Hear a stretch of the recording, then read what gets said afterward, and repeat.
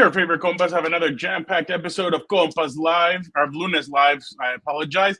Gilberto and I visited multiple NFL camps within Southern California. On today's show, we will give our takeaways from each of those training camps we visited, plus our usual segments with Dan and Dago and Vic, the producer. And if time permitting, burial of the week, avocado roast, and una más. We will see if time permits, though. But all right, Gilberto, don't you have an engagement question for our viewers and or listeners? Yes, we do. And a little question: when we were out covering the Las Vegas Raiders in Costa Mesa, a little weird not seeing the Chargers in Costa Mesa. News broke about Tua Tagovailoa signing his contract extension, and people were like, "Whoa, how much money did Tua get? $53 million per year." And I started thinking, Jordan Love got a contract, Trevor Lawrence got a contract, but I'll keep it to Tua, Jordan Love, and Matthew Stafford, who did not get a massive contract. He got an adjustment. So for the next 3 years, who would you rather have? Tua, Love, or Stafford? Keep in mind, Stafford's 36 years old, has some wear and tear. Tua also wear and tear, but younger. Love probably has the most upside, but let me know, Tua, Love, or Stafford in the comments. Come on. You crapped on the other two, so let's have inexperience of Jordan Love because he's only played for one season. Yeah. There you go. I'm kind of moving you guys to go to Love, but yeah, exactly. It's more of a Love or Stafford question, but yeah, throw into it too. So you're saying that this is Love is Blind? Dun dun. But go. Obviously, let's blind go with quarterbacks. Exactly. All right, let's go with the intro. Compas on the beat. Let's get it. Let's go. Yeah. So we're Compas. Yeah, we are. There you go. Hey. There you go. Okay, all right. We got proof right there. Some guy that seems like he's asleep. Need you to wake up, Gilbert. There's a lot of energy. Come on, Gilbert. Let's go. Come on. Dan and Dago is at Moe's. I'll show you. I'll show you. I got it right. Okay, that's it. You guys, I am done with mine, but that's couldn't get better than a 2026 6th-round pick swap for a 7-rounder. So Freaking love you, Chad. Hey, dude. Cool, man. Compas on the beat, man. Derwin James signing off, man. Watch Compas on the beat, man. Welcome to Compas on the Beat. I'm Fernando Ramirez. I cover the Chargers for the Sporting Tribune. With me, as always, my co-host, my tag team partner, Gilbert Manzano, covers the NFL for Sports Illustrated. What's up, bro? I'll counter your what's up with an immediate question, Fernando. Seeing Derwin James giving us a shout out. Guy Fieri, or how do you say it? Guy Fieri needs to be in the intro video now because he's giving us a promo on the spot. That's in true. Costa Mesa, Las Vegas Raiders. And you got to check out that interview with Fernando, who did great work with Guy Fieri. There you go, on the Compas on the Beat YouTube channel. Yeah, no, the guy was pretty interesting. The funniest part is I saw him right away. Or did you see him? I saw him. You saw him. One of us saw him. You probably saw him. And I did get excited, and I was like, I do want to interview him. Like, I've never interviewed him before. It'd be interesting. By the way, not our first chef. We had the Cake Boss earlier this year at Radio Row. So exactly. Man, who's like a third famous chef celebrity we could get on? Gordon there's Ramsay. A lot of people. Gordon Ramsay. Okay, that would be like you and I getting off, and it's just him and Dan and Dago like going at it, like and them just like talking crap and doing all that. But the funniest part about the interview was just he's so personable. Like, guy was just so cool, so chill, talking to us. And I even went up to him at first, and I was like, "Hey, can we do this interview?" And he's like, "Yeah, let's do it. Where do you want to do it?" And I'm like, "Where do you want to do it?" And he's like, "Anywhere but the porta pot or the bathrooms." And that was pretty funny. So he good guy. That was an awesome interview. Make sure you guys check it out. He had a lot to say. And why was he in LA? You're gonna have to find out and watch the interview of why he was in LA. So yeah, definitely right there. And exactly. Fernando, real quick, I am still a little bummed out that we're not live on Twitter on the X because we still haven't paid the $8. But hey, how about a quick shout out to Athir? We're $3 away from getting the $8 per month to go live. So Athir, thank you. We will answer your question gladly in a bit. What's up, bro? What's up, Athir? Always good to see you, and we'll get to your question in a bit when we bring up our next segment. But what was your weekend like? I know I saw you on Saturday at Saints.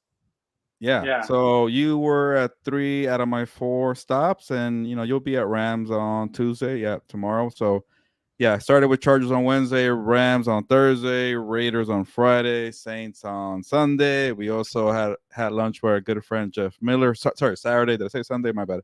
Saturday, good friend Jeff. Saturday lunch after Saints practice. Hung out with Victor after that lunch. So it was a full day for me on Saturday, but it was good. First training camp tour, and I need some of those prime glasses that you have because I was gonna say, did you wear them today? Because your face is a little too red. I did. Well, if you notice, like everything around the eyes is super red. The light is hitting me in a natural way. That's why I'm kind of wearing these because I kind of need it with the light hitting me, but it's all good. Actually, I did wear these today with the headphones too. I like kind of like a DJ or like a techno guy. Yeah, exactly. Well, I don't like techno. Hey, pool party. Wherever it's at, I'm at. But yeah. So you got to see all 4 compas on Saturday. I'm guessing. All 4 being all 3. Sorry, myself, Daniel, and Vic. Oh, Victor. Yeah. So you're in little Daniel. He's a compa. And little. And OG Jeff Miller also a compa. So a lot of that's compas true. On Saturday, Victor at the nightcap. We saw MJ Acosta also. And actually, it was a day filled with seeing good friends of the compas, friends of the show on Saturday. And actually the whole week, seeing Gary Klein with the Rams, obviously Joe Riddy with the Chargers, everybody, Adam Hill with the Raiders. Yeah, that's a good thing about this tour here. Eventually, we'll get over to Oxnard, but getting these 4 teams out the way in the first week was actually insightful and also fun to see everybody. And you got to see your friend and colleague, but definitely a lot of friends. Definitely, exactly. The Saints all these practices were interesting. But now, Gilbert, especially with what you're writing for SI, the whole music aspect of it, now I'm paying attention to see which teams are playing music, which aren't, how all that's going. And today at Chargers, I could hear, you could hear things and you're like, wow, what? And Elliot Tieford, your former colleague, he turns to me and he goes, why does it seem so different than, friend and colleague, why does it seem so different than when it was training camp in Costa Mesa? I'm like, because Brandon would have music playing right now, and right now they don't have music playing while we're out here. So it's very interesting and very different to hear the way different teams run their training camps. And like you said, because there are 5 teams in Southern California, you can see a mixture of how every team does it differently.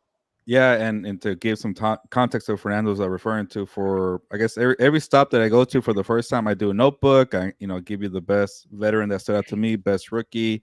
But the one that we had fun with is Song of the Day.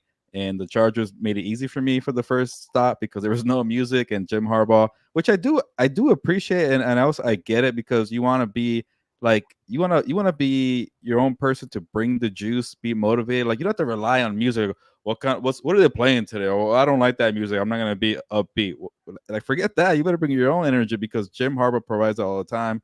So I get that. And then with the Rams, they took me back to high school days with the 2000s hip hop playlist. And then the Raiders took me way back. I was like a little kid, so I should remember these songs. But the 1990s hip hop playlist, there was a lot of Ice Cube, a lot of I shouldn't say that name right now, Diddy, but a lot of 1990s hip hop artists. And then what was the other team that we went to? Oh yeah, no, the Raiders, Chargers, Raiders, and Saints. The Saints were the last one. The Saints were a little strange because they were kind of like the Chargers, where they didn't play a lot of music, but there were little spurts where they played music. But it was a lot of music. You my bad. Go ahead. The only thing is that I noticed the music they did play was a lot of current songs, which made me feel old because I don't know who the heck is NBA Young Boy Never Broke Again. That's the full name, by the way. I threw him into my song of the day for Saturday. But yeah. I had that video of Tyrann Mathieu dancing with to the Kendrick Lamar. And that song is being played everywhere, and I refuse to make it a song of the day because I'm getting tired of it. I'm sorry. I like it, but it just No, I feel you. All right, let's get into some of these training camps. We're getting into them, but Gilbert, let's just start it off. We were both there. It has to be said because even today, Adam Hill, Vic Tafer, and all those guys talked about the struggles. What did you make of the AOC versus Gardner Minshew? And take away their looks. One has great hair, the other one has a buzz cut. Take away that. But what did you see on the field? I saw a struggle between both of them. I didn't really feel like one or the other really set themselves apart. Yeah, no, this is a By good the one. way, Athir, we're gonna start with Raiders and we're gonna head to Chargers. So make sure Hey, don't you make are the guy ready wait. again. We appreciate it. Okay, so should we start with that? He gave us no. We can Okay. start with the Raiders, but I'd just say not Okay. too long. But the superstar, Yeah. we appreciate it, Athir. But to answer the especially question, because at the air it goes with your question. We're talking Raiders, and we There talk you go. Chargers, and then we go into your question. you get the full matchup breakdown at there. Exactly. You get your money There you worth go. there. We're talking Exactly. week 1 in a bit. Exactly. But it is the only training camp or quarterback battle that I saw. It may be one of the few in the entire NFL. And it was a one struggle. in New Orleans. Yeah, but Derek Carr. We'll get to Spencer Rattler. I was very impressed. Maybe Spencer Rattler makes a push next year. But Aiden O'Connell and Gardner Minshew, they are very different quarterbacks. Obviously, with AOC, you get some size, a little more strength in the throws there. Maybe you could run an efficient offense if he really gets the Luke Getsy offense playbook down. He gets the playmakers in the ball. But with Gardner Minshew, you get a little more backyard style, a little more extending plays, get away from the pocket. He doesn't have the arm strength, but he does know how to sling it downfield. We've seen him enough already in his career. The Eagles, Jaguars, and the Colts last year. But, I'll just say this for one excuse for AOC and Minshew. And from that day that we went to, AOC was pretty bad. Let's just keep it real. And Minshew was, he was okay, average. He was getting it done, which maybe if you're just average, you're getting it done, and you get to utilize Devontae Adams, Brock Bowers, Amir White, Colton Miller as your left tackle. Maybe that's good enough with a top 10 defense. Maybe it's just good enough is okay. But you can't be turning the ball over, and Ian O'Connell was turning the ball over. But in his defense, it was only red zone drills for the first week, so I'm excited to see Tuesday what they do. Maybe, hopefully, full length, 2-minute drill, whatever, because when you get maybe more of the full field, you get into rhythm. But that's making an excuse, but I got to at least say that for context. Also, it's still very early. I'm not a person who overreacts for training camp practices, but also I do know that AOC and Gardner Minshew are not the best options to have a quarterback, so I can give some a little overreaction here. But again, the Raiders need to rely on defense. They need to rely on skilled players. We don't know about Luke Getsy. That's a big question mark. We don't know about Antonio Pierce as a coach in a full year.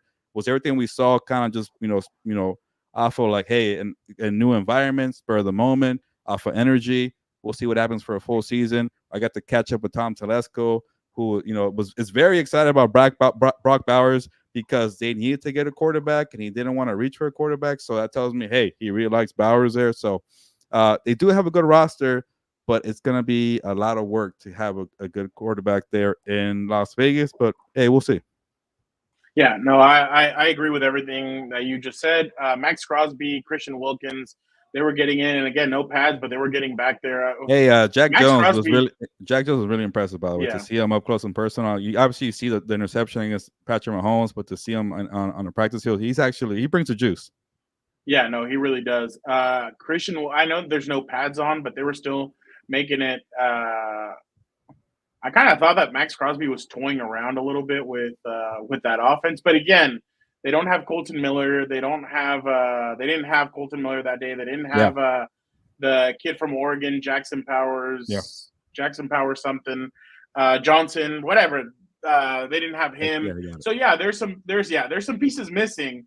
But I'm interested, and I'm not going to be able to be at Raiders tomorrow. But Gilbert, I'm sure you'll give us the full breakdown.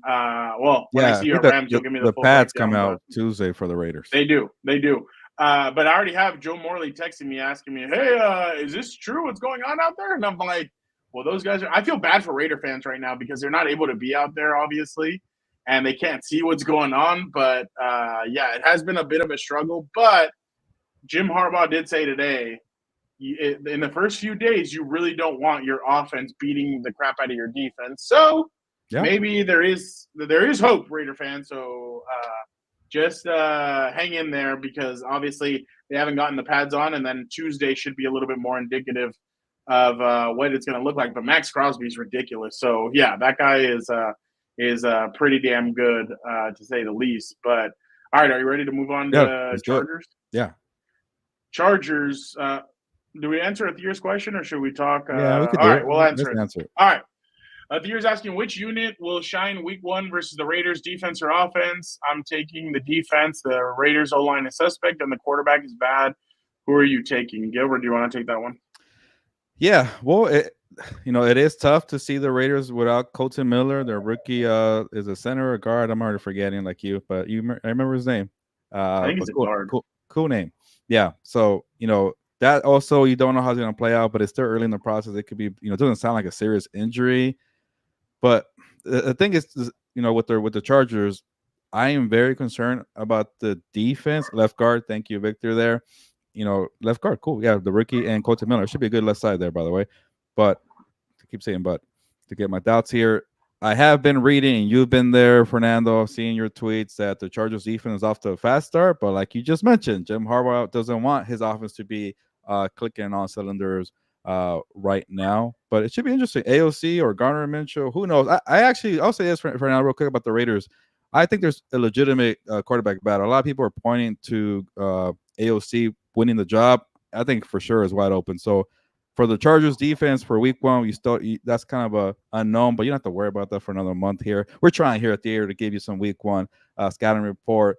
But I'll say this: I like the Chargers edge rushers group, and when you can bring pressure with Thule, and I'll say another thing here. I keep saying I'll say this. I was messing around with Chargers fans because I remember back in my beat reporter days, when you try to give like praise to like a position and you forget one player, don't forget that guy. Don't forget that guy. People always give you crap, and it worked because I said Thule, Mac, and Bosa. Don't forget Bud Dupree. Don't forget Bud Dupree. I think everybody's in that stage where everybody thinks every player is going to be good on the rotation. I like Bud Dupree, but come on, he's not Thule or Mac or Bosa. But my theory worked.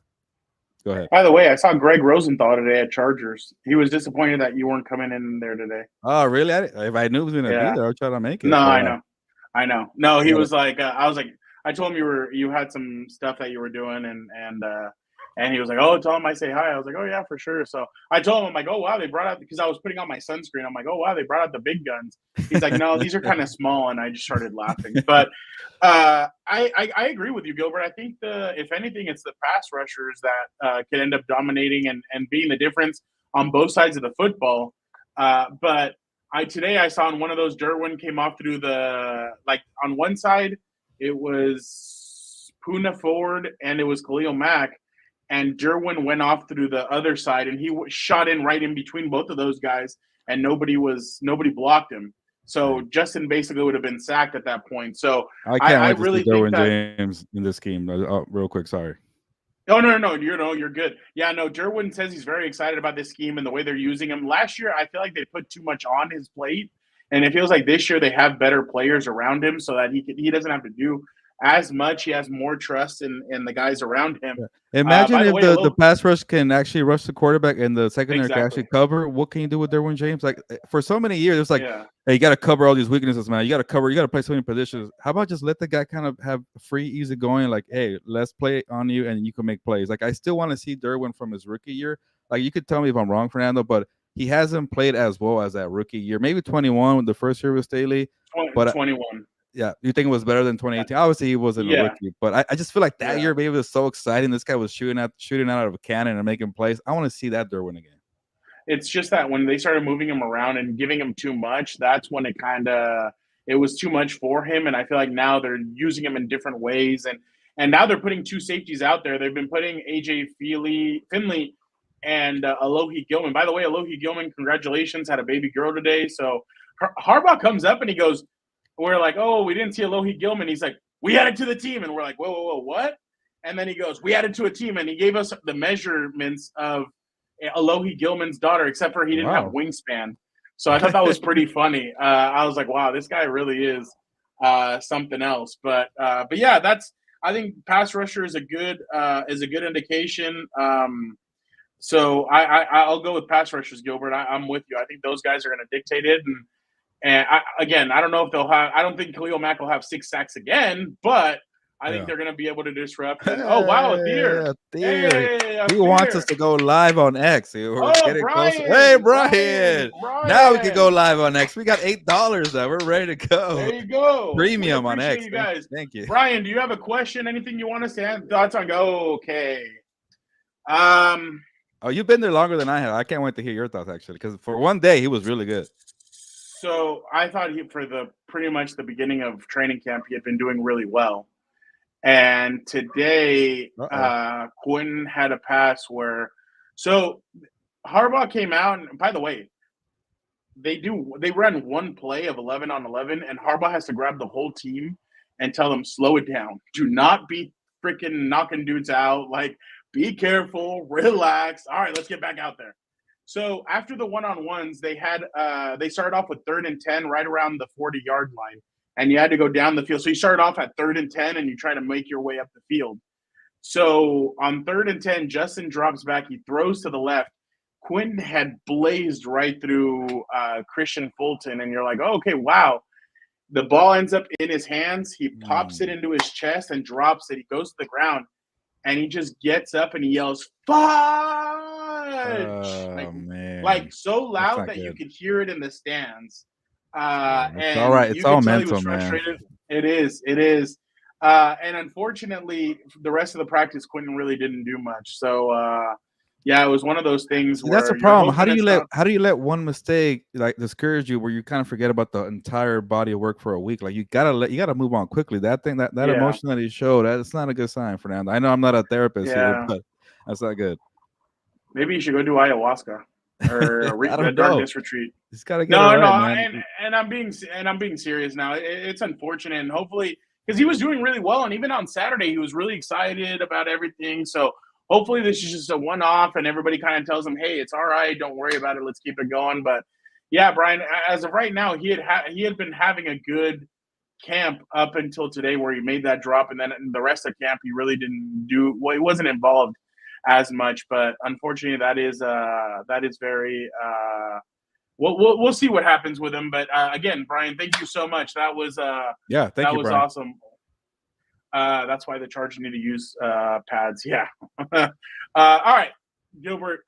New Orleans Saints or Rams? Let's go with Rams. I see Dano with a question. Dano asked you any rookies impressed in training camp. That's all you. I have not been. I will be going tomorrow. Yeah, so I've been there for one day, and I don't know how much I could give here because I really was impressed with Jared Verse, and maybe that's a good thing because there was no Kobe Turner to help out in the middle. But I'm just saying I wanted to see the full lineup for the Rams defensive front: Kobe Turner, Braden Fisk, Michael Hoyt, Byron Young, and Jared Verse. But there's no Kobe Turner there, and also you can't really swarm you can't rush the quarterback. You could swarm around them. So it's tough to kind of gauge edge rushers, offensive linemen right now this time of year, especially when there was no pads. I think the pads came out today. Dano, again, I'll be at Rams practice tomorrow. But just seeing the size and the length of Jared Verse, and then this is no knock on Byron Young, but on the opposite, Byron Young is a little smaller. Michael Hoyt's a little kind of like a little bulkier, a little husky because he used to be an interior defensive lineman. Jared Verse looks like freaking Brian Burns. He looks like a prototypical specimen edge rusher where you have the size, athleticism. So that immediately stood out to me. But obviously, when games start, can you actually use these moves to get to the quarterback and actually wrap them? I get it. You could just be around, but you just don't really know what's going to be a sack or what wouldn't be a sack, things like that. But, that was impressive there. For the most part, I'm not going to lie, Dano, I was really focused on the matchup between the wide receivers, Puka Nacua, Cooper Kupp, DeMarcus Robinson against Tre'Davious White, Darius Williams. I know the safeties are getting banged up, but the corners back are getting banged up. Cam Curl was helping out, guys like that. But Puka Nacua is going to be a stud. I think he might even top his rookie year with year 2. We'll see what he does there. But I'll focus more on the rookies and maybe some guys who don't have big names for my second visit. But Puka Nacua, man, he's a stud. So what he did in year 1 is definitely no fluke. I'll just say that. I do have some breaking news. There will be no Dan and Dago today. He just messaged me saying that they're still in the workroom busy. So is he already officially in football coach mode already? Yeah, it starts this week. So it's going to be interesting. By the way, folks, bear with us when it comes to Dan and Dago. He'll be people are going to ask for refunds now. I know.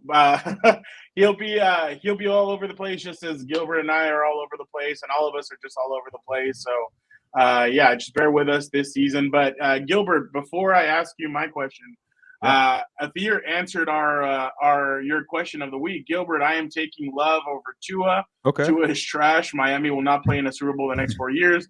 I promise also Herbert, Burrow, and Hurts will all get rings before Tua. All 3 will get a ring. Athir, will Love get a ring?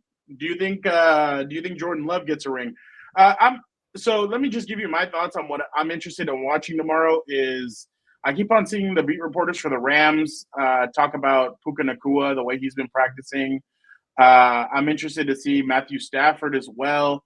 I know he didn't get a contract extension. He got that bonus, but what is this all? Are we headed for something? Is this the last ride? I'm interested to see what is going to happen after this year, but the Rams look like a good team. I feel like nobody's really talking about the Rams all that much, as much as like maybe other teams. So I'm definitely like the two teams that out of the 5 teams that are in LA, I feel like the Rams and the Saints are like the ones that are talked about the least. Obviously, the Rams have done a lot more in the last few years, but I feel like both of them are kind of the afterthought right now. And I feel like the Rams are a good team with a good young defense. I've talked about it, Gilbert, before, that I've been impressed with the work that Les Snead and Sean McVay have done over the last 2 years, especially when they said F them picks. They went all in, won their Super Bowl, and then now it's about rebuilding. I thought Sean McVay was going to head for high waters as soon as that was all done, and no, he decided to stick it out, and now he's there, and we'll see. I still think every year they're going to ask if Sean McVay is going to be heading to the booth or not, and does he want to take time away to be with his kids and everything. So, Athir, go ahead and ask it. So Matthew Stafford is what I'm interested in, that young defense, and then obviously Tre'Davious White, is he practicing already or not? Yeah, he was practicing the day I was there. Okay, I'm interested to see him. Darius Williams is also back. John Jones is pulled back. the hammy, so, but yeah. Oh shit. Okay, well, I saw him pull it. I'm like, man, Dan's gonna blame me for this. I blame you for what happened on Saturday. Too bad Dan's not here. Where you're like, damn, it's cold at Saints, and then all of a sudden the sun it got hot. I'm like, damn. But But all right, let's head over to the Saints, Gilbert. The Saints came marching into Costa Mesa or to UC Irvine. They were practicing where the Rams used to practice. So very interesting to see all that.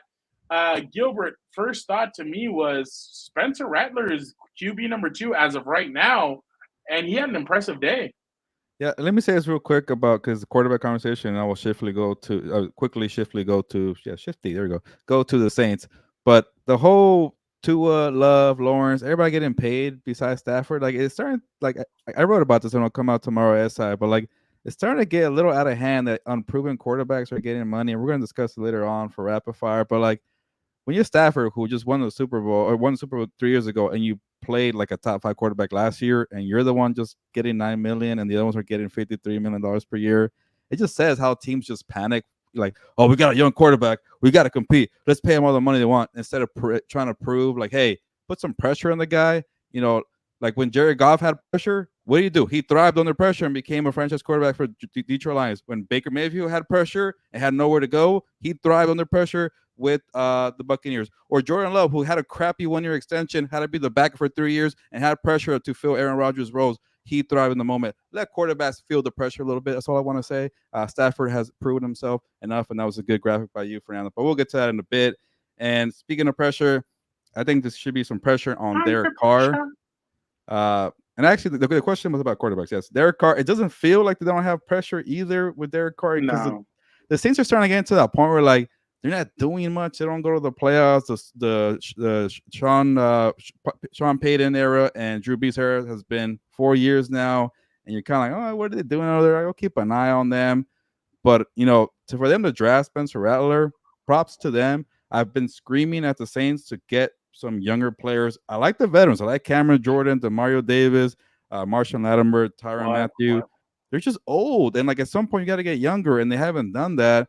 And also to the Saints, you know, you got to get like a young quarterback eventually. I get that Derek Carr is not that expensive, but if it doesn't work for year 2, hey, maybe it works out with Spencer Rattler. But so far, I will give Carr a chance with Rashid Shaheed, who might be your boy, Fernando, and then Chris Olave. But I'm starting to like the Saints a little bit because of the youth movement. Like I don't want to say his full name is Talise, but they call him Tally. Tally Fuaga, the first-round pick, who's now the left tackle. People love the guy. He's going to be a stud, I think. That's left tackle. Boy. I talked to him too for an SI story.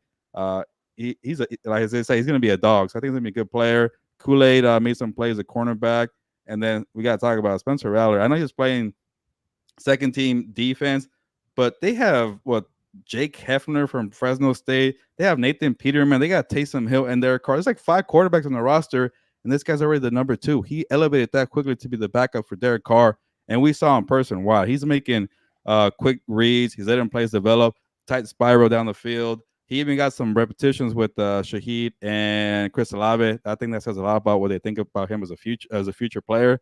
So Saints, shout out to you for finally getting some youth, maybe some potential cornerstone players, and maybe an impactful rookie class, because the last time the Saints did something was 2017 when they drafted Alvin Kamara and Marshawn Lattimore and guys like that. When you get a draft class that actually makes a difference, it could set you up for 4 years. Mason Tipton, rookie receiver out of Yale, 5'11", undrafted rookie. That's a name that I think people might start listening or hearing about because he was making a lot of plays during camp. And I know sometimes there's players that shine during camp and then they don't do anything when it matters, but he was making some plays, so much so that their beat reporters asked about 4 or 5 questions about him. The other person that had 6 or 7 questions asked about him was Taysom Hill, because they were using him at punt return, at kick return, at quarter. They didn't use him at quarterback. That was the only thing. They used him at everywhere else except for quarterback. So that was interesting. But yeah, Spencer Rattler was interesting. The Saints defense, I mean, a couple of years ago, they had an all-in kind of move for Marcus Davenport. Didn't work out. So, but I was telling Gilbert when we were there, like, they have a lot of veterans on this team. Like Gilbert said, older players. They have Cam Jordan. They have all these guys, all this leadership on that team. But they have been missing that youth movement. Right now, they should be kind of like the St. Louis Rams were, or the LA Rams were when they went on their Super Bowl run. But unfortunately, they don't have that because, 1, the quarterback is nowhere near what Matthew Stafford is, and 2, they are missing some pieces there. But I agree with Gilbert. Spencer Rattler, I don't know. I think he'll give Carr a run for his money at one point. I mean, you think this season already? It could happen. I think he could get Colin Kaepernick, where if Carr goes down with it.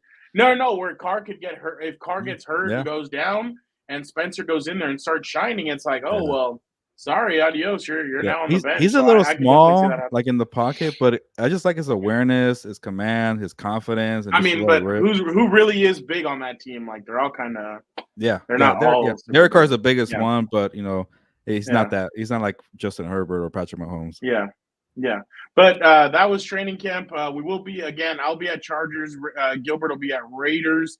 We'll join up for Rams. And then later, do you have anything the rest of the week? No, right? You're not at any other camps? I might double up and try to get, obviously we'll get to the Chargers and the Rams together again for the Sunday scrimmage. Yes. That's the same week. It doesn't feel like it, but it is the same week. And then I think I might try to go to Saints again on Friday just to get one more. I want to see the teams and pads. This Friday. And then next week we'll both be at Rams and Cowboys joint practice. So, the week after that. Make sure you guys tune into that. Real quick, before we head over to Combat Sports, Athir had one more thing. Everyone's saying Allen over Herbert, not even close based on what my question, this has been Allen, that Allen has been through what Herbert has been through, dealing with coaching, worse defense, worse players, hurt. Okay, so Athir's basically saying that he thinks that Herbert is better than Allen, that Josh Allen in Herbert's situation wouldn't have shined, which I guess, I mean, there's different ways to look at that, but they're both in different situations. I think Allen has to deal with his own kind of situation out there where there's times where even that defense just doesn't click and they can't stop Mahomes, and I think everybody's in a different situation, so it'll be interesting to see what happens. Well, the beauty of it, Athir, is like the Chargers have Jim Harbaugh, and the excuses about bad coaching is no longer around. So we'll see how Herbert does. Yep, out of the window. What's up, bro? What's up, Robert? How are you doing? Robert D. Turnover machine. He says Allen is a turnover machine. Yeah, that is very true, and he's lost his weapon. So, all right, let's head over to Combat Sports. Gilbert, which one? All right, let's start with SummerSlam. Let's do that. Fine. All right. SummerSlam happens on Saturday, August 3rd in Cleveland Stadium. Gilbert, could it finally be happening? I'm going to be honest. I've seen reports that like the numbers have dropped for SmackDown. A lot of fans aren't happy with the direction of SmackDown. I mean, there's some things, but it's not the same energy. obviously the aura is different, like the kids like to say, but I think this weekend will be the return of your tribal chief, Gilbert. I think your tribal chief comes back this weekend. I think Solo. The way I would paint it is, let's just say, okay, let's just be honest. The referee's going to get knocked out. So it's Solo versus Cody Rhodes. The referee's going to get knocked out. Jacob Fatu, Tamatonga, and these guys, I think they're going to come down, and I think they're going to try and help. They're going to help Solo win the champion. They're going to try and help him win the championship. I'm expecting them to put Solo over Cody Rhodes. They're going to grab the referee, drag him into the ring. 1, 2, and the tribal chief's music hits, and he walks in, and he's gonna run. It's gonna be him, Jimmy Uso, and Paul Heyman. They're gonna come in, and I think there might be a surprise for that third. Maybe a third person comes in, but I think they all battle. They take it out, and Cody ends up retaining. And Cody looks at Roman and goes, "Wow, major respect." But Roman tells him, "This ain't over. You and I still have business after I handle this business." But I do think the tribal chief comes back this weekend, and I think business is about to pick up because, Gilbert, we're about to head into the difficult part of the WWE season. Why? Because the NFL season kicks off and you have playoff baseball. So that is kind of a rough – and then, well, I'll get into this in a second. But what do you think, Gilbert? Are you excited about your tribal chief finally coming back?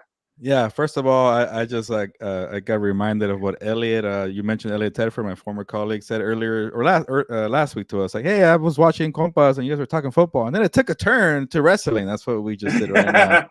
Yeah, so, exactly. Elliot, if you're watching, hopefully you stick around for the wrestling conversation. But how about this, Fernando?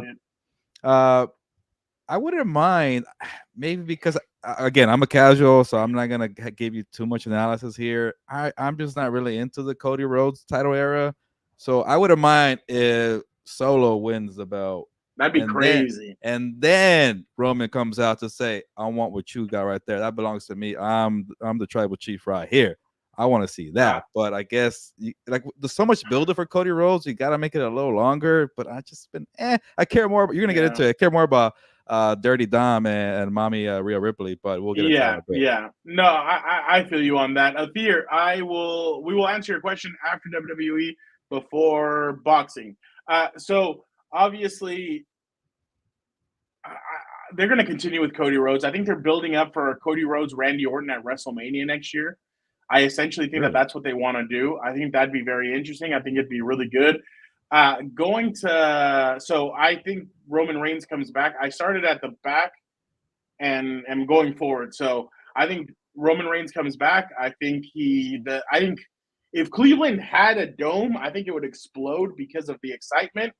But going to the next match, I think Dominic is going to turn on Mommy. Yeah, I think so too. I think he's going to help Liv Morgan out. I think we're going to get a possible Liv, Dominic Mysterio, and Finn Balor and JD McDonough kind of group. And then you're going to get Carlito, Damian Priest, and Rhea Ripley kind of going back and forth. Just because – Survivor Series eventually? Yeah. The one thing I've been wanting them to do – I know they're not going to do it because Dom really doesn't – I mean, he hasn't really earned one, but – I would have loved if Dom would have won a championship with Liv helping him, because then that would have really been like, hey, I've won with her. Like, I won an NXT North American Championship with you, but I've won a United States Championship with her or something else. But I digress. I've been waiting, though, for like a title run for Dom. I don't know what's taking so long. Yeah. And Cody Rhodes took a picture with him and Damian Priest, and he put the champs, and the future champ as the caption. So, Gilbert, when I tell you WWE's high on Dominic Mysterio, they're very high. But I think Liv Morgan retains against Rhea Ripley. I think they've been building this up. This is Liv's summer. I think she's going to continue it. I think she retains it. I think Dom helps her out. I don't think the turn completely happens. I think it's an accidental helping to Liv Morgan, but I think he wins. By the way, real quick, another match that you're going to want to watch, CM Punk versus Drew McIntyre, with a special guest referee of Seth Rollins. And Gilbert, let me just tell you, the build-up to this match has been incredible. They've done a really good job with it. There's been heated. All three guys hate each other, so they are definitely this is gonna be. The promos have been incredible, but it's time to stop with the promos. It's time to go. It's go time. So I'm excited for this match. I think CM Punk I think CM Punk wins it, but there's a lot of back and forth, and there's a lot of distractions, and there's a lot of crap that happens in the middle.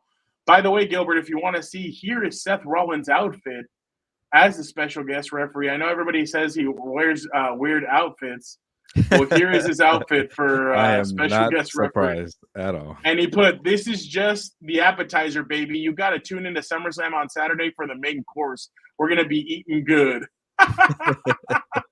So this is great to see him. But I have, I'll say CM Punk wins and pisses off Drew McIntyre even more. Let's see. World Heavyweight Championship. I keep on saying that Damien's going to lose, but I think this time he does. I think Gunther wins the championship, and I think this is Gunther's time. I think it's time for him to take over as champion. I think they're really high on him. WWE Women's Championship, Bayley versus Nia Jax. I think Nia Jax beats Bayley, but then Tiffany Stratton cashes in the Money in the Bank and puts this into a triple threat match between all three of these girls. So right now, Tiffany Stratton and Nia Jax are friends. That all happened. All that goes to crap on Saturday when she cashes in and wins the championship, and Nia Jax, Bayley, and her can all fight against each other. I have LA Knight beating Logan Paul for the United States Championship. I think in WWE for years, if you're defending a championship in your hometown, you usually lose. So I think LA Knight wins it. I think they're high on LA Knight. I think they think that this is the first step for him, especially because Logan's been going hard at him, saying that he hasn't won crap in the WWE and that Logan has won championships. So I have that. And then last but not least, I have Braun. I'll say Sami Zayn finally loses that championship. I think there's been a lot of frustration from fans on with Sami Zayn keep on retaining. So I'll say Sami Zayn loses, but I say he loses it to Ilya Dragunov. I think Ilya Dragunov wins the championship, and that'll be that. That is your full card, Gilbert. It's actually a very good card, Fernando. I didn't. I knew a few of them, but we'll get into it in a bit. But it's gonna clash between Terrence Crawford, the boxing card in LA, and SummerSlam in Cleveland. Yeah, so you'll be on WWE duty, but also it's gonna be a hot week in LA. And it's gonna be a lot of outdoor events, and yeah, it should be interesting. I'll just say that. Yeah, 100%. So obviously, let's before we go to boxing, just real quick. Just for fun, my bad, real quick. I promised at the year, just for fun, if the Chargers make it to the AFC Championship and they are at home, will the Spanish raise the ticket prices for the games? Yeah, this guy thinks so far ahead. Damn, this guy. Theo, you really are. I would think they'll raise it. It's a playoff. Yeah, they would have to. They would have to, especially because who knows who. Like if they're playing a team that travels, that'll be interesting to see how they raise the ticket prices. But good marketing technique of Theo. Gilbert, this weekend there is a lot. Not this weekend. The weekend of the real Independence Day weekend. There's going to be a lot of combat sports in Las Vegas. You got Canelo going head to head against Berlanga. By the way, Berlanga has been really cheerleading Canelo all weekend because people are saying that this is not the fight that anybody wanted. Nobody cared about this fight, so screw this fight. And then you have the Sphere, which has Sugar Shane O'Malley against God, what's his name, Gilbert? Mirov. That's the main event, and then obviously it is Mexican Independence Day weekend. So Gilbert, they have one Mexican on the card, Alexa Grasso against Grasso. Gilbert, there's rumors coming out that the Sphere, the UFC really wants to drown out the Canelo Berlanga fight. That's been a lot of the reports. What says you about that weekend? What do you think? First off, what do you think about Canelo versus Berlanga? And what do you think is more interesting, Canelo versus the Sphere versus the UFC, or Canelo versus Berlanga? 1,000% the UFC Sphere is going to be the more entertaining card, the one you should be focused on, the one that's going to generate the headlines in the Sphere. a good card. Well, it's not the best card, but I like the top two matches there. Sean O'Malley is really fun to watch, but and also I was thinking like, Canelo, what are you doing? One, you're gonna fight a guy who does not deserve to fight you, Edgar Berlanga. I'm not even sure. Like, if Berlanga would have beaten Jaime Munguia like in a different battle, like, okay, cool, we've seen this guy. He's never been tested.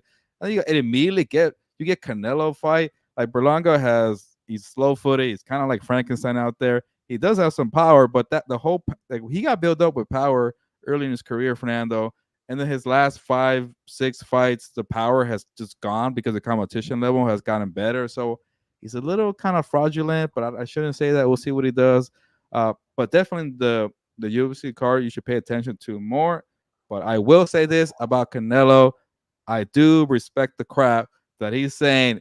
MMA, this new combat sports crap that Dana White has, you don't step into my territory. You don't step into Boxing's Day. Mexican Independence Weekend belongs to boxing in Las Vegas. Get that crap out of here where you're playing grab ass on the ground and it's going to be boxing throwing it down. So Canelo defending the sport, defending Mexico's Day. I like that from that point. I know it's a little cocky, a little arrogant, but I'm all for it for now. I don't care. UFC, you're fun, you're exciting, but it's not your day. Take a hike.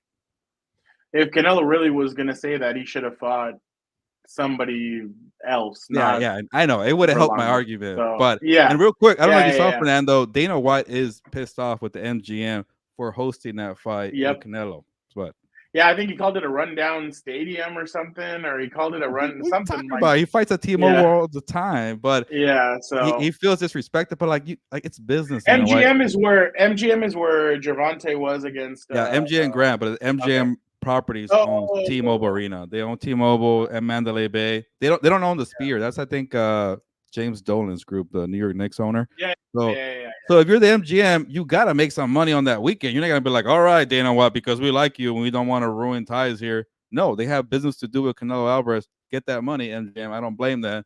But also shout out to you, Canelo, for defending the honor of Mexican boxing. But you know why, right? Because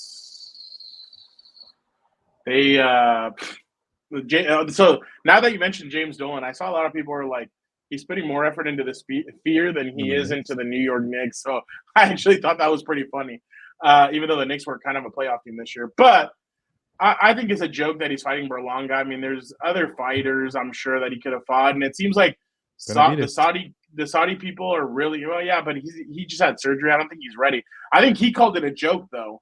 I think he did. I think I saw something. Yeah, he even vacated the super middleweight title because he's like, I'm done chasing Canelo, so he's now a light heavyweight. Yeah. Berlanga said Canelo could fight whoever he wants. He's a legend in the sport of boxing at this point. Just tune in for us, Berlanga, Canelo, F the haters, and everyone that's talking. Keep talking. So it was. Sounds like a guy who was happy for the payday, and that's it. That's not a good sign. Well, yeah, exactly. So it just it was interesting to see.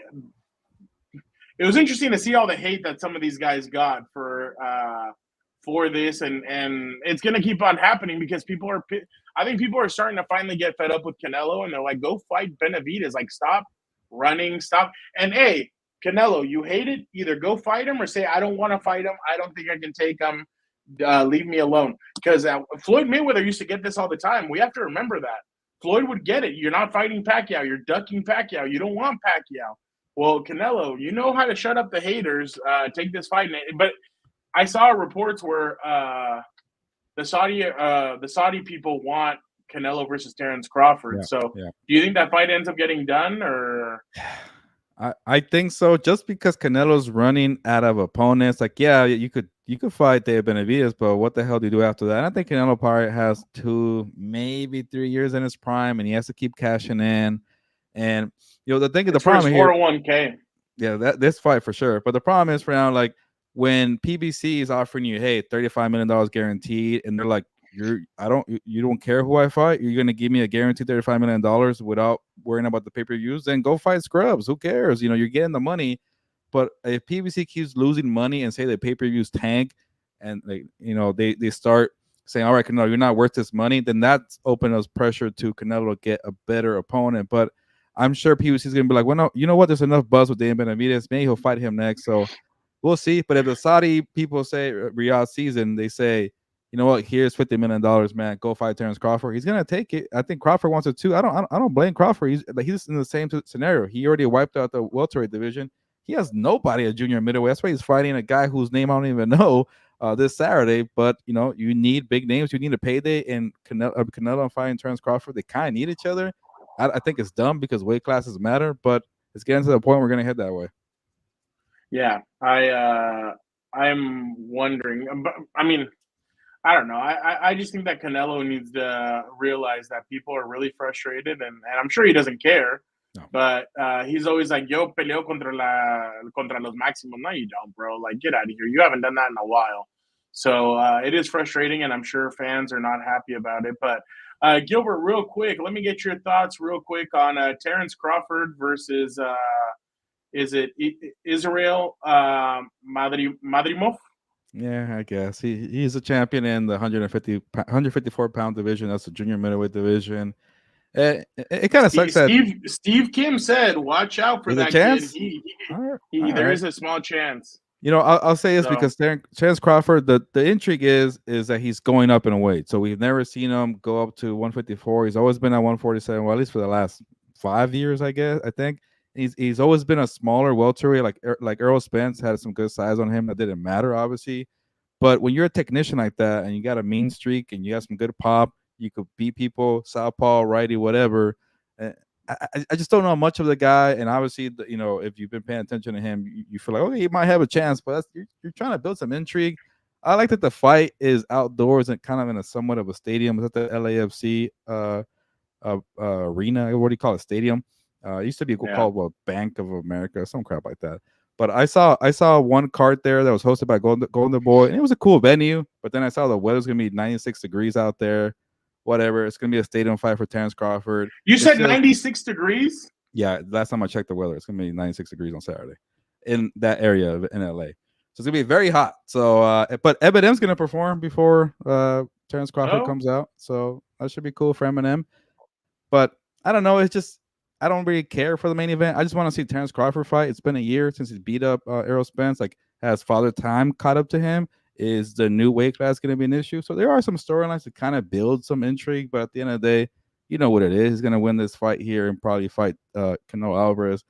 But you still got guys like Andy Ruiz on the card, a lot of good talent on the card. So I want to see that too.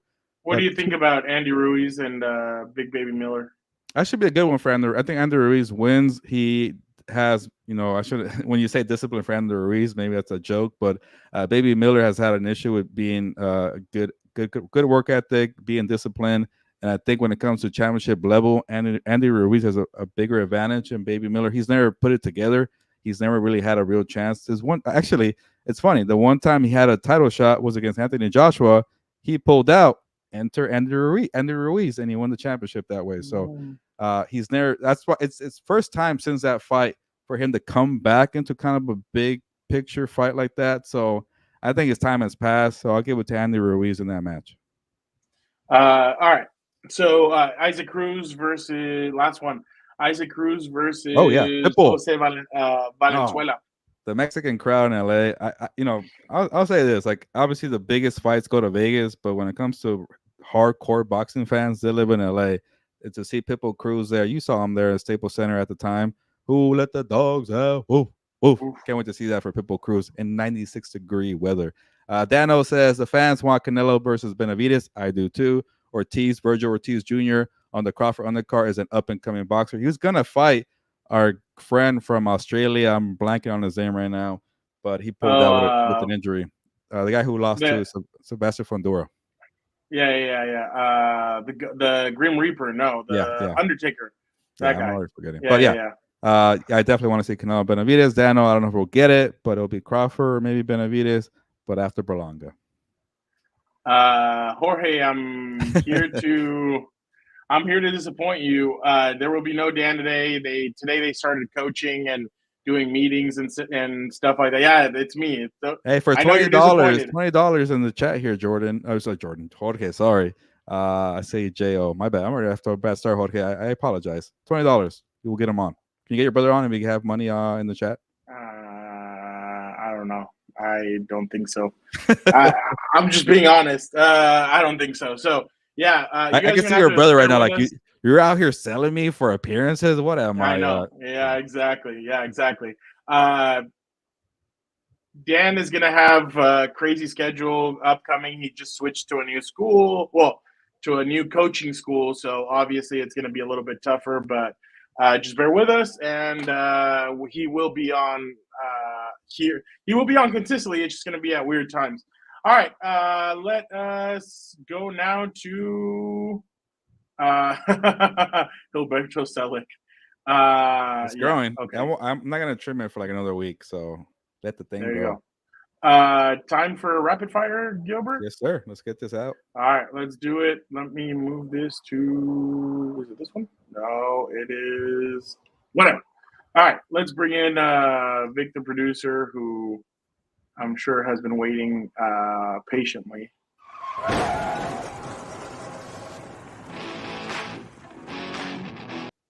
How you doing, Vic?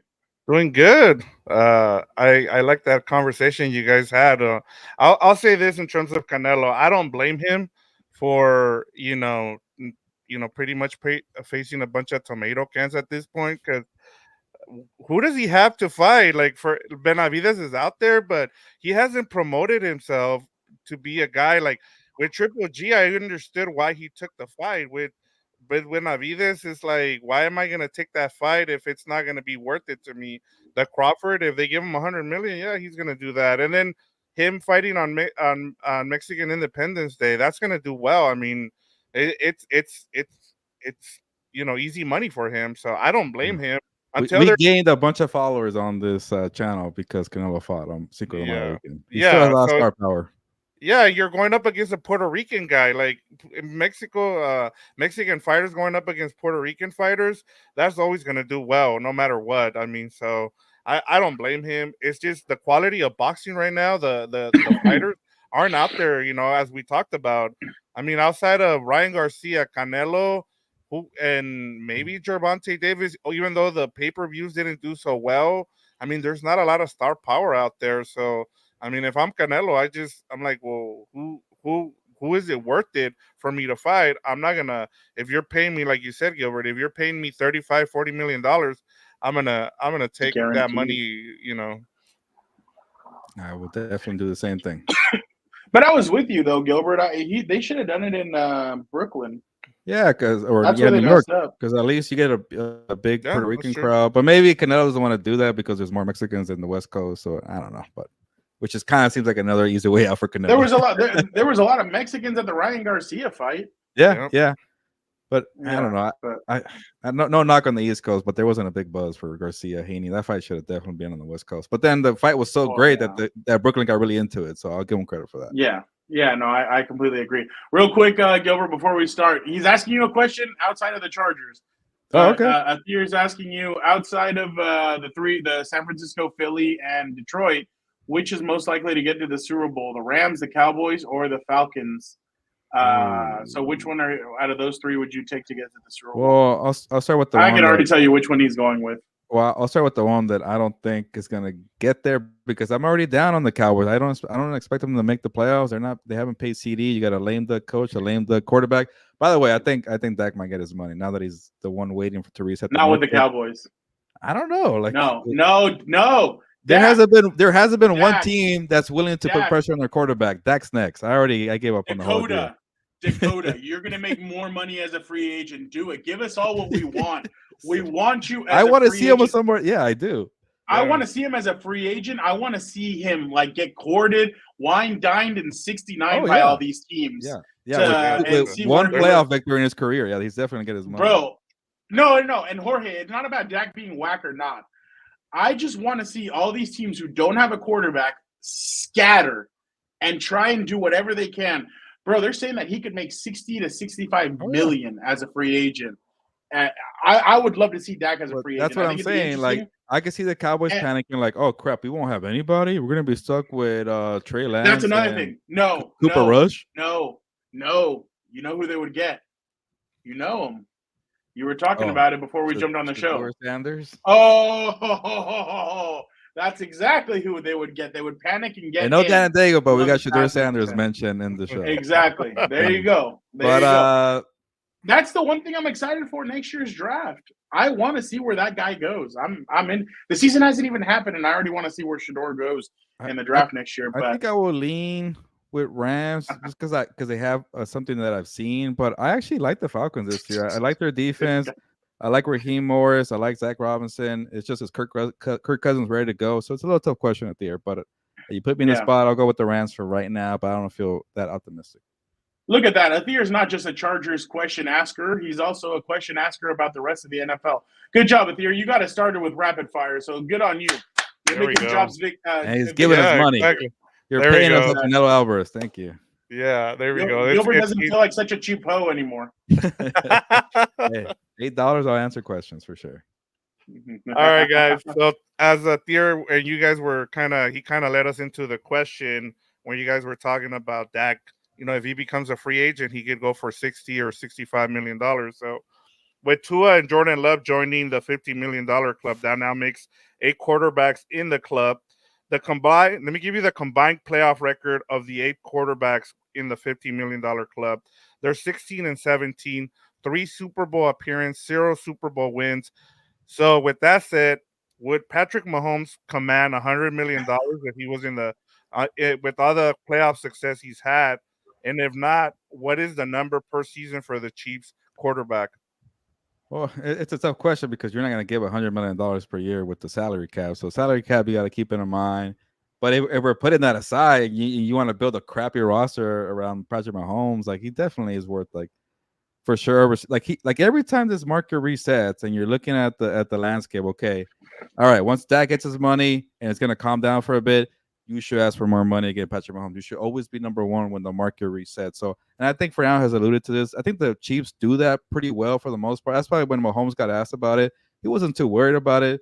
And also, you want to build good rosters to keep winning Super Bowls. And he hasn't taken a big haircut, Mahomes is, but he's been willing to have this flexible contract. Remember, the first one was 10 years, $500 million, but the salary cap or the cap hit was very low every year. That's why he was like number 12 on the quarterback pay scale.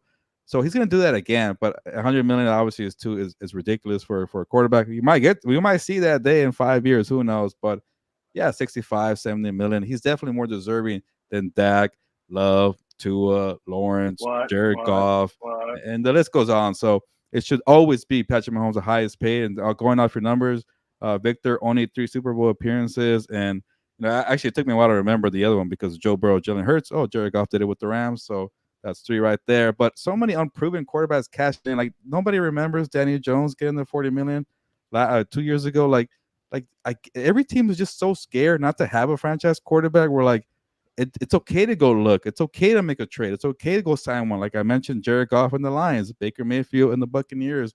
Or do something kind of, out of the norm where the Packers drafted Jordan Love, even though Aaron Rodgers was in the prime of his career. They thought ahead. Instead, these teams are like, handcuffed. Oh, no, I don't want to lose my 24-year-old quarterback who's done nothing in the playoffs. So here's $55 million per year. I'm tired of it. I like Jordan Love. He had to do it the rough way.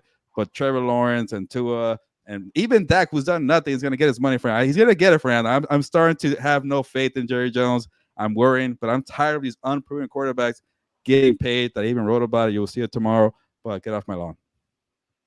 Dennis, Jesus. He said you just feed Kermit the worms. I can't remember what the original question was, but I'm just going to go off of what I told Roger Lodge, because Roger Lodge asked me right now when I was on his show. He's like, hey, by the way, he said that the atomic leg drop of Hulk Hogan was the worst finisher of all time. What is this? Are we not like pro-America here? So no, I don't know what is going on. I'm with Roger. It is the worst, but it is America. 300 pounds of mass dropping all over you. But I give Mahomes credit because today he was asked about that by the media, and he said, no, like, I'm good with it. I think Mahomes has matured to the point where he's kind of, and I'm glad my brother's not on here, he is taking that Tom Brady mentality where he's like, look, I know what it's like to win. I want to keep on winning. That's the problems. These quarterbacks, like Vic said, 16 and 17 in the playoffs, they haven't won, so they don't know what it takes to get there. They don't know what it takes to feel the victory. Matthew Stafford knows what it takes. Patrick Mahomes knows what it takes. So that's why they're not blasting and getting that full-time money that they usually get, because because they know what they want. They want to keep on winning Super Bowls, and that's why they don't want those big time contracts. They want their teams to get filled out. I think Gilbert, over the weekend, we saw a story where Mike Evans said that he was close to signing with the Chiefs or with the Houston Texans in free agency if he wouldn't have gone back to Tampa Bay. So Mike Evans to them would have been interesting. I bet he would have done it without that Super Bowl ring with Tom Brady. Oh, 100%. Yeah, he definitely would have done it. But yeah, and that again, the Super Bowl hits differently when you win one. You know what it feels like. So I think I give Patrick Mahomes credit. Yeah, he deserves $100 million compared to Dak's about to make $60 million. Like, what the hell does Dak command except for being the quarterback of the most profitable franchise in the NFL? Like, other than that, he really doesn't do all that much, and he's been in the NFL for years. So Mahomes knows that he's going to make money. That's the thing. Cristiano Ronaldo, Lionel Messi, these guys know that they're going to make their money, but they're also going to make their money in sponsorships. And that's kind of what I think Mahomes is taking. That he's like, look, I'm on Head and Shoulders. I have stupid commercials with Troy Polamalu and doing all this stuff. So I definitely think that Mahomes knows that he has money elsewhere and he doesn't necessarily have to make it off the team. And he's willing to restructure and do different things to keep the nucleus of that team together. So does he deserve it? 100%. Is he going to take it? I'd be very surprised because I know that he wants to keep on winning. And ultimately, he's chasing 7 rings. So he's 4 away from surpassing Tom Brady. Shit, my math is wrong. 5 away from surpassing Tom Brady. So, yeah. So, no, don't invest in crypto. Tom Brady already got screwed by that, Jorge. So, I don't know about investing in crypto. That's a good one, Jorge. Yeah, that's why Tom Brady is working hard at his new job as a broadcaster. He's getting paid $35 million, and allegedly the new chick that he's dating. My hat's off to you, bro. My hat's off to you. Yeah, no, I was gonna say. I mean, he could command whatever he wanted, as you guys talked about, but he's a team guy. I mean, the way they've been able to structure that team defensively, not having to, have your offensive coordinator and Andy Reid or your defensive coordinator and Steve Spagnuolo leave. I mean, that's a big thing too. And I was kind of going through outside of Kelsey, like they don't have a lot of guys that they're paying. I mean, outside of once they Chris Jones. I mean, that's pretty much it. But that's why it's crazy that they let go of yes, I know cornerback L'Jarius Sneed. You rather pay Trey McDuffie though. Yeah. Oh, 100%. They know what they have in him. So kind of, transitioning here, guys, I wanted to ask you guys, so who is the most intriguing player going into the 2024 season? And I'll give you some options so that way you're not caught off guard. So I was thinking about this. Anthony Richard coming off an injury. Same with Justin Jefferson, Aaron Rodgers, Joe Burrow. And then we talked about Dak. And so maybe that's not someone you're intrigued by. But even like rookies like Caleb Williams, Marvin Harrison Jr., do we get like a sophomore slump from CJ Stroud? And then what do we expect from Derrick Henry? So who is someone that you guys are intrigued about? Jorge, you're terrible for that one. You're going to hell, homie. I'll see you there. I'm actually interested to see Bryce Young for some reason. Okay. Wow. I like that. First overall pick. Dave Canales is now there. Canales has worked with a former first overall pick and got him paid with the Tampa Bay Buccaneers. He did some good work with Geno Smith. We know that he's done some good works with quarterbacks in the past. I know it's a boring answer, to be honest, but I really think Bryce Young, what do you have? I know you're a smaller quarterback. By the way, Dave Canales has experience dealing with a shorter quarterback and smaller quarterback in Bryce Young. So I'm definitely interested to see what Bryce Young adds this year. What kind of a quarterback is he going to be? He had his struggles. He took his lumps and his punches. Now Canales is coming in. He's adding a different speed to that team. So I'm interested to see what Bryce Young is going to add there with what Dave Canales and Bryce Young are going to look like, and what Bryce Young is going to look like with the Carolina Panthers. Bless you. But yeah, thank you. Bless you. Bless you. All right. But Get yeah, him Bryce Young, thank you. off the screen for me. Thank you. I want to go like Anthony Richardson just because I'm a fan of his game, and he only played 4 games last year.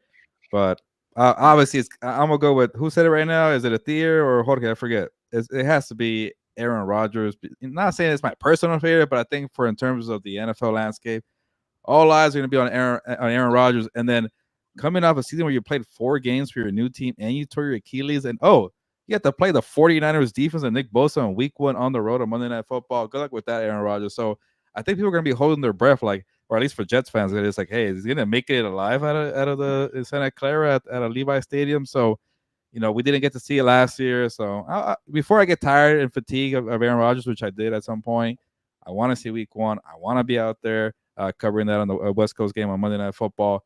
So, can Mike Williams stay healthy? Can the defense be lights out? Can the offense help out? Can Robert Saleh do something with an offense? Can Nathaniel Hackett do something?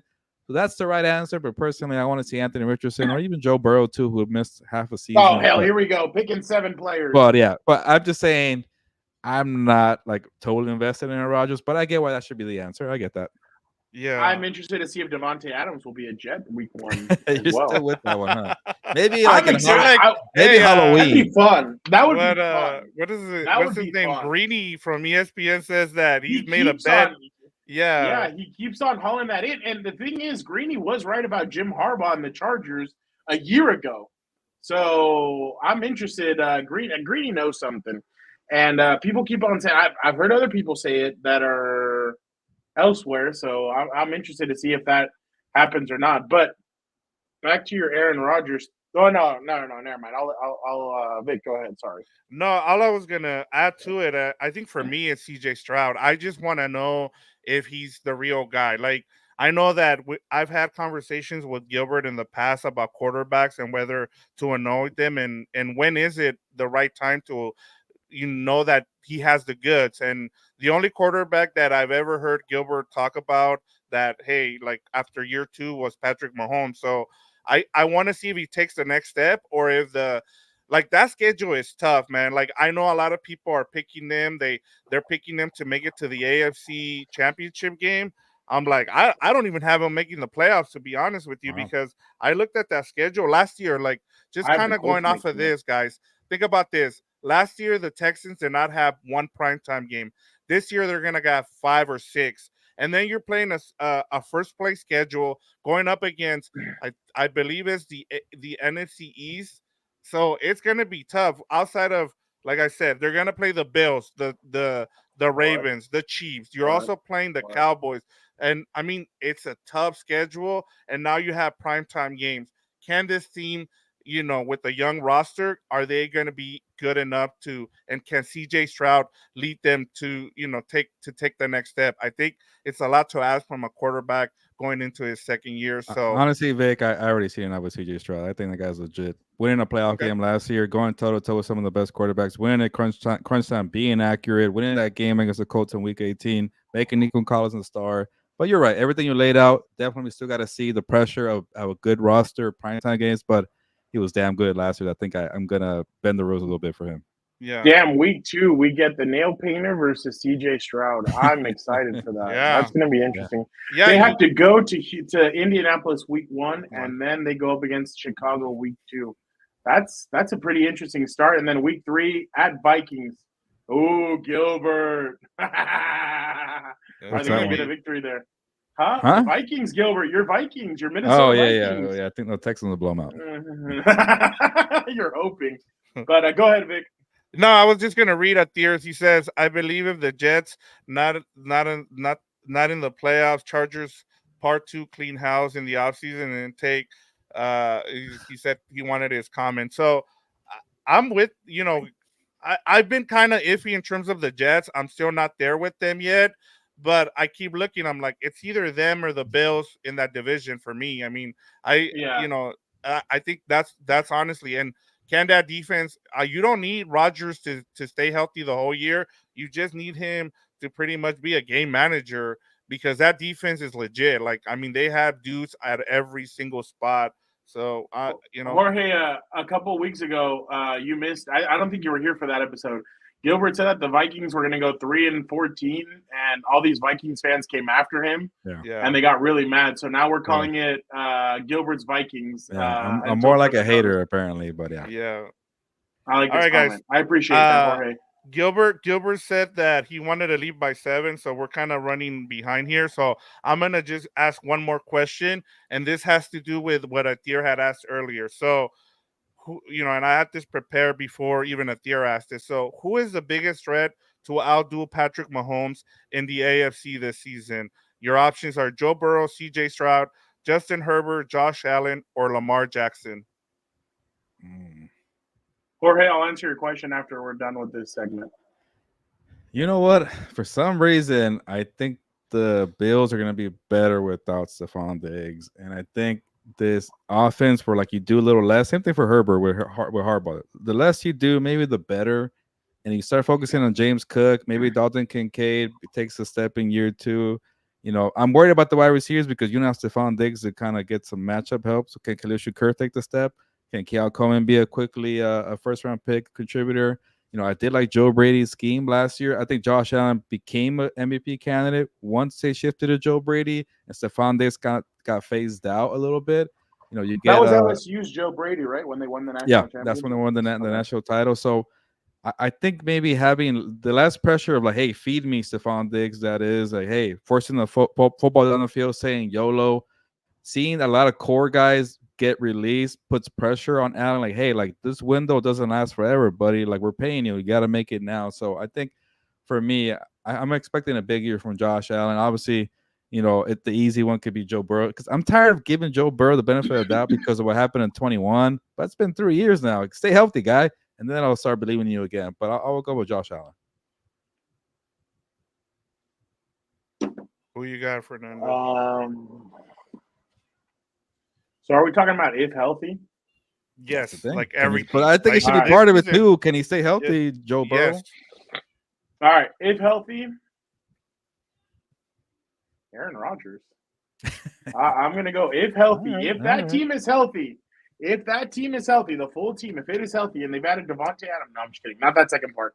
But if that team is healthy, then I think the Jets could definitely compete with by the way, Dano says that your Wi-Fi is all good now, Gilbert. I know. It's actually been a good day. Don't jinx it, Dan. It's been much better. It's actually been the best day because they've moved over here. But I definitely think that the Jets, their defense, man, I'm telling you, I think their defense is built different. I think they have a way to combat the Chiefs if they do play again.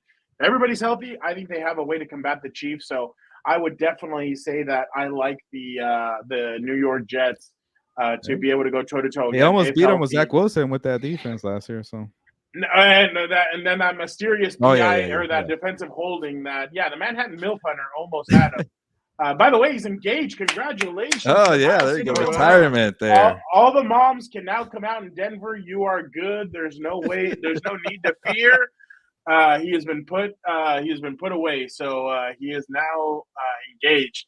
But yeah, I think the Jets they're a fascinating team. They're interesting. I think the Bills lost too many weapons on defense, more than they did on offense. And then Burrow, I'm concerned about that hand injury. I'm concerned about his injury history as well. Herbert is too premature. I just don't think that I don't think they'd be ready for something like that. I'm sure they'll probably split in the season, but I don't think they're going to be ready for something as big as that. And then lastly, CJ Stroud, again, another guy that I don't think is completely ready. I think he's close, but he could face Deshaun Watson whiplash like he did his first few years where he was up 24-0. Chiefs came back and beat him. So something similar, but I think if it's not Aaron Rodgers, I don't think it'll be anybody else. So, for all you Mahomes haters, A-Rod is your quarterback going into this year to try and beat them and stay healthy. Yeah, and they have the best defense to do it because, I mean, what Gilbert laid out with the Bills, I'm with him. You get Matt Milano back. If Matt Milano can stay healthy the whole season, he's a difference maker on defense. And so, for me, that'll be somebody, someone to kind of look at. I think in terms of a guy on defense that is kind of intriguing is Matt Milano for the Bills. But I'm with you guys. I think with the Jets, if they can stay healthy and that I keep going back. I always mention this, but if that field at MetLife Stadium can not cost them so many injuries, I think they'll be in contention. And like I said, if Aaron Rodgers can just be, it's weird to say this, a game manager. I think that's something to kind of keep in mind. I do like that from Fernando as he works out. But let's get out of here. He has to work out. Just before we leave here, Yeah, let's answer Jorge's question. So he says, "Is it common for B writers to be sports fans?" Sports fans in You want to answer general. Sports fans in general, yeah. No, not the sport you're covering. Yeah, that's what he wrote underneath. Yeah, like I'm not an NFL. I don't have a fan. I'm not a fan of any NFL team, but like I'll cheer for the Dodgers every now and then. What else do I like? Actually, I don't really like a lot of sports besides combat sports and football. But I'll cheer for the Lakers if they're doing well, even though I don't watch a single Laker game last season. But you could be a fan of a team that you're like a sport you're not covering. I'm a big fan of the Olympics right now. I got to watch that when I get off here. But definitely some rules to it. And also, it's like weird rules. Like if you're like a beat reporter and a writer, you can't be a fan of a team. But if you're a TV guy, a lot of TV guys like to be fans of a team that you're covering. I think that's weird. But for me, that's my rule. If I'm covering the sport, I will not be a fan of any team with that sport. Jorge, the thing about it is, I've noticed that a lot of I do like pickleball, Jorge. I've been playing. I've been trying to practice. You've been watching the Satanic Olympics, Gilbert? Good one. Yeah, I've definitely. I actually watched the scary movie after the Olympics yesterday that they made me watch here. Caroline and her niece, and I had nightmares. I'm not gonna lie. Late Night with the Devil. Check it out. Oh, okay. One of the first scary movies that actually kind of freaked me out in a long time. The 4 horsemen of the apocalypse, Gilbert, in the water. Terrible things out there. All right, stay blessed. I went to church on Sunday with my mom. So yeah, no. Yeah, I watched the Olympics all day yesterday, and then I watched a scary movie about the devil after. What's going on? There you go. See, they're connected. Jorge, the crazy. Oh yeah, hell yeah. There you go, Jorge. All right, let's get the hell off here. I gotta watch my sport. No, can I just say? I mean, I don't cover any teams, but you do become jaded. Like I was listening to Jeff Pearlman on TikTok the other day, and he was talking about this because he used to cover. He used to work for SI, and he was talking about that eventually, like you start seeing players and you have a relationship with them, and you get to the point where you see all the things behind the scenes that. All that, whatever team you used to be a fan of, you just become jaded because of it, and so that's what it ends up That ends up what kind of makes you not be a fan anymore. Yes, Charlie, the tribal chief will be returning this weekend. I cannot wait. I'm so hyped for that. Shout out to you, Charlie. So that's obviously a different perspective. I just think that obviously we know players. There's players that we get along with. I'm sure Gilbert has numbers. I have numbers. Some of these players personally. That's one side of it. But I feel like a lot of guys, especially like there's teams on the West Coast that love you. There's teams on the West Coast that they are on the East Coast that they grow up covering these teams, and obviously they stay there and they become the beat reporter. So sometimes they lean more towards a team that they cover. I know that, and Gilbert was a beat reporter. I'm a beat reporter. So sometimes, things about the team, and when you hear national people talking about it, you're like, I don't know about all that. But when it comes to rooting, I don't like rooting for anybody. I don't care. I am paid to go report and do my thing, and let's get out of there. So I root for me, and I root for the Compas. How about that? I was gonna say we root for Compas content. That's what we root for. All the content that follows us, like all the fights and all the pushing and shoving. But yeah, that's definitely that's not my girl. That's my homie. Jorge, chill. Don't you know your homies? You love them. I love you, Carlos. Yeah. See. All right, let's go. You have to hang out with Carlos. Gilbert, did you? No, he's going to work. Gilbert, did you watch Wolverine and I haven't. I gotta find time to watch. Maybe what's my next day off? I don't know. When I have my next day off, I will go. Tomorrow or Wednesday. Probably actually, maybe but- Wednesday's looking a little light. Yeah. Yeah, I ended up watching it, so I watched it on Sunday. So definitely interesting. Yeah, very interesting movie. I went Thursday. I loved it. It was fun.